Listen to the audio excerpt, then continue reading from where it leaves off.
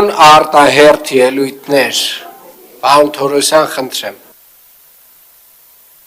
Եթե թույլ տաք շատ կարճ մի հատ հանակով էլի անդրադառնամ պարոն Գալջյանի ասացին, ասում մարդը գնում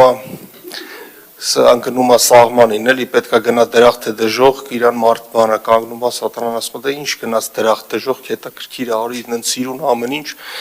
համոզում է, այս մարդը գնում է дежողք, ու գնում է իրական դժոխք, որը գնում է սատանան մոտ, ասում է, բայց ինձ լրիվ ուրիշ բան է իր ցույց տալի, այդ սավատան ասում է, դարագոյ, մի պուտեի տուրիզմ с միգրացիայի։ Հիմա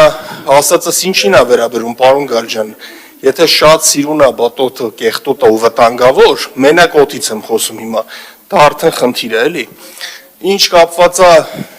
տրամվայների հետ, պարոն Գալջյան, նախաձեռնեք տրանսպորտային, ձեզ բազմիցս ասել եմ տարբեր հարցեր, դուք իշխող ֆրակցիայի ղեկավար եք, նախաձեռնեք, քննարկենք, ավա տրամվայ կարում ենք ինչ-որ միտեղ վերականգնենք, օրինակ շատ լավ տարբերակ կլինի, ինչի չէ, որ կարանք քննարկենք։ Մեր ասածը հենց դա է, կոնկրետ մեր։